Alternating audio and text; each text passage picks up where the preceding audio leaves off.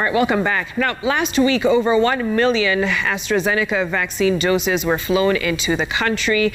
Well, this was seen as a boost to the fight against the COVID-19 pandemic in the country. We speak now to actress Eve D'Souza on her vaccination experience. She joins us from Dubai.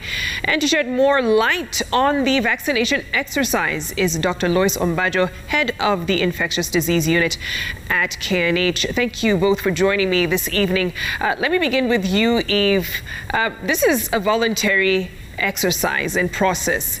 What prompted you to get the vaccine? So what happened is I relocated to Dubai towards the end of December, and around that time they had started and rolled out their COVID-19 vaccination plan. So it made me think, should we do this or not?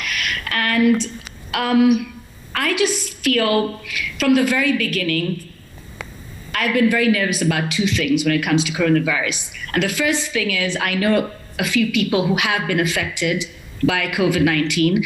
And from what I have seen and what I've learned through them, you have no way of knowing how this virus will affect you. You just don't. You could have serious life-threatening complications, and it's just out of your control. And that scares me. And the second thing is, and my biggest fear, is unknowingly spreading this virus to people around me who are vulnerable.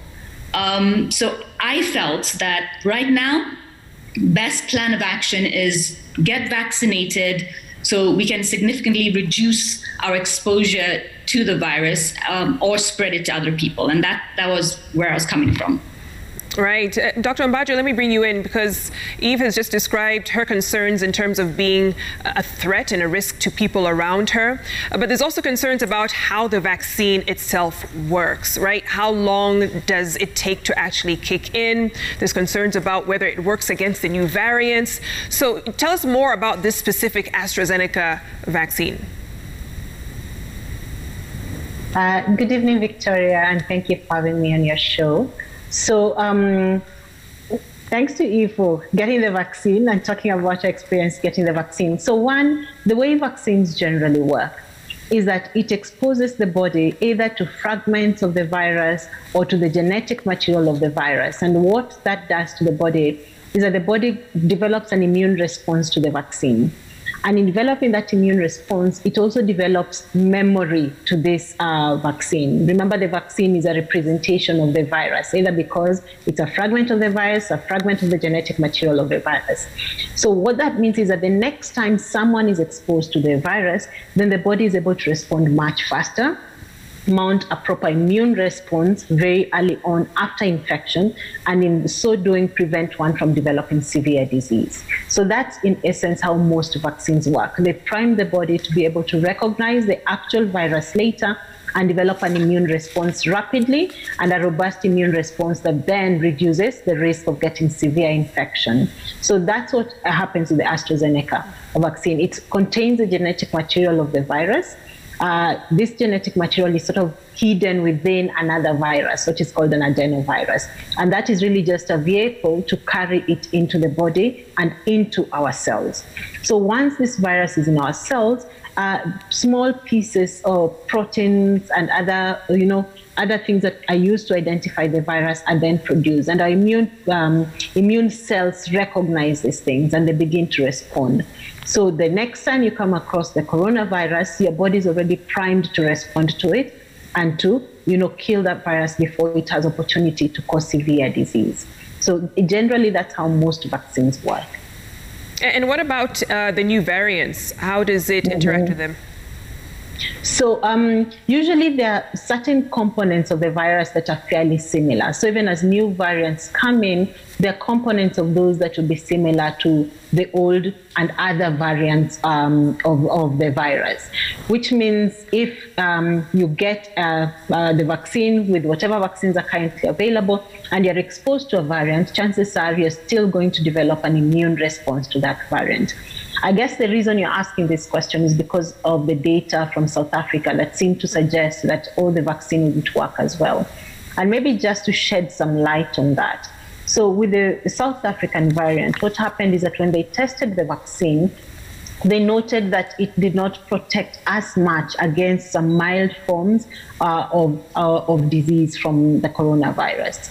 However, in that group that was vaccinated, there was no death and there was no severe illness. So we still think that the vaccine will still protect from the severe forms of COVID, which is what we are most interested in protecting, because those are the ones that are likely to cause more significant disease and to cause mortality. So with that knowledge, we still advise that people get vaccinated, because we still will be able to protect from the more severe forms of disease. And Eve, let me ask, you shared a bit about your experience after getting the vaccine. First day wasn't so bad, and then you started to experience a few symptoms in the days following. What did you do to kind of deal with the side effects? It was very simple, just paracetamol, that was it. So I spoke to one of my family members who works in the medical field, and he said, just make sure you have your paracetamol. That's all you need. So I was actually fine after the vaccination for about 5 hours. And the first evening is when I did feel feverish, joint aches, and a little bit of pain in my arm where the injection was administered. So I just popped paracetamol and it was fine. And I just kept doing that every 6 to 8 hours for the 2 days. And by the third day, I was back to normal. Yeah. And how much more time before you get the second dose? So I've been scheduled to get my second dose 10 weeks after, so sometime in May. Okay, I know there's been a concern about that to Dr. Ombajo in terms of the space. Is someone at risk of getting the disease, for instance, if they've just gotten the first dose, waiting for the second? Are they at any risk at all during that period? After the first dose, you develop some immune response and you develop some immunity to the virus, which means the risk of getting severe disease even after the first dose is reduced. But someone is not fully vaccinated until they get the second dose. So it's only after the second dose that you can consider yourself really fully vaccinated, especially against the severe forms. So I think the encouragement to everyone is make sure you get your second dose. We know there's some immunity, so that's a good thing, and it will reduce your risk of getting the virus or severe disease from the virus between the time you get the first dose and the second dose, but you're only fully vaccinated after the second dose. So Eve, you are invested in this process already. You've gotten the first dose. What do you tell someone who hasn't gotten it yet, but they have their doubts about the process? Well, I wouldn't blame you for having your doubts, because I definitely had mine. I was very scared. If you go online, there's a lot of scary stuff about what this vaccine will do to you. And I did a lot of research, and I spoke to a lot of family and friends, and they helped quell my doubts and my concerns. And it's not up to me to tell you, you must take it. It's a very personal decision. What I will say is I personally believe the vaccines are safe. From my experience with the first dose, I can tell you the side effects are short-term and they're manageable. And when you think about it, this past 1 year, our lives, the whole world has been turned upside down. So I strongly believe that getting the vaccine will help us get back some sense of normalcy. Not complete, but at least some sense of normalcy again. And if you could reduce your chances of being exposed to the virus, being ill and spreading it to others, I don't see why not. Why not? That's my personal take. Dr. Ombajo, it was revealed today that over 9,000 frontline workers have received the vaccine. This is out of doses of over 1 million that came last week. Many Kenyans saying, why is it taking so long? It's too slow of a process. What do you say to that, and how do we ramp up vaccinations? So remember, I think it's a bit of a process to get all the logistics in place. So even after the vaccine was delivered in country, there's a process of delivering it to different facilities. All the facilities are to set up vaccination points, have healthcare workers trained. And if you go for the vaccine, I got mine the Friday before last. You see, the healthcare workers have to explain to you the process of the vaccination, it takes a little time to get it rolling. And we've only seen the counties sort of being brought on board in the course of this last week. And we're very hopeful that private facilities will also be brought on board, because the more vaccine centers we have, the better. For each of the vaccine centers, the aim should really be to vaccinate as many people as possible, to take opportunity to get as many people as possible vaccinated on each day, so that we can get many people vaccinated with time. And I'll just add on to something that Eve said. She was very gentle and said she can tell people to go get the vaccine. I'm going to be a little bolder and say, go get the vaccine, you know, because that's the only way we can ever think of getting back to some sense of normalcy, as she said. And the more of us are vaccinated, the higher the chance that we'll get back to that sense of normalcy. So for everyone, when the opportunity comes for people to get vaccinated, let them get vaccinated. For healthcare facilities that are currently rolling out the vaccination, I think it's really to just embrace as many people as possible and vaccinate as many people as possible. For now, it's starting with healthcare workers, so we hope all the healthcare workers can get on board.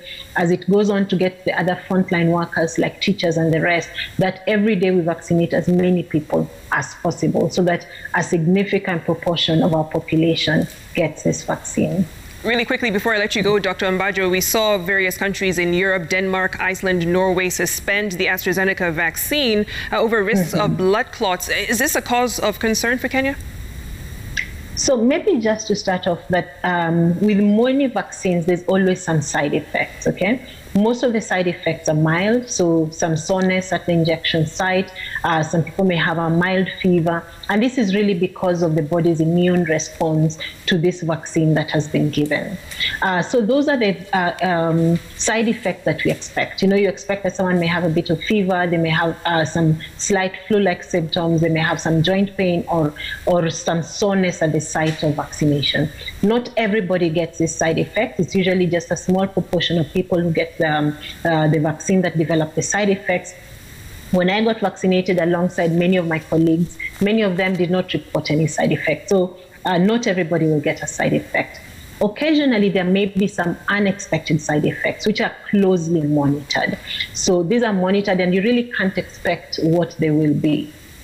On the flip side, we must remember that vaccination does not prevent the other causes of death. Remember, there are people who may have gotten a stroke, there are people who may have gotten a clot, even in the general population. So while a few people have gotten clots who got vaccinated, you need to go back to the general population who did not get vaccinated and say, is there really a difference? And that is sort of the investigation that is done. You also look at the person who's gotten the side effect and say, are there other reasons to explain this occurrence? So until that process is completed, you cannot assign causality. You cannot say that it's the vaccine that has caused this side effect. And so far, of the many severe side effects that have been reported, none of them so far has been directly linked to the vaccine. And that will take some time before we actually know it. So when we're having a vaccine, you always look at what we call a risk and benefit analysis. What is the risk of getting the vaccine? There may be some mild side effects. What is the benefit? It prevents significant severe disease, and it prevents death. So if you weigh those two, the benefit far outweighs the risk. As we hear of more side effects over time, we'll constantly do this analysis and say, given these few side effects that have been reported, can you truly say that the risk of this vaccine outweighs the benefit of getting the vaccine? So this will be a continuous process. It's a process that happens with any new product that is given to people, whether it's a vaccine or a drug. It's a continuous process, and the issue of reporting side effects is important because it helps with that analysis. But so far, we do not know of very severe side effects that are directly linked to the vaccine, such as the clot or any deaths. There's still a lot of investigation going on around there. Okay, fair enough. Thank you so much, Dr. Mbajo. Eve, that's all the time we have. Thank you for your insights. Always a pleasure having you on, Dr. Mbajo, to shed more light on this process as we continue. That does it for this interview. However, we take a short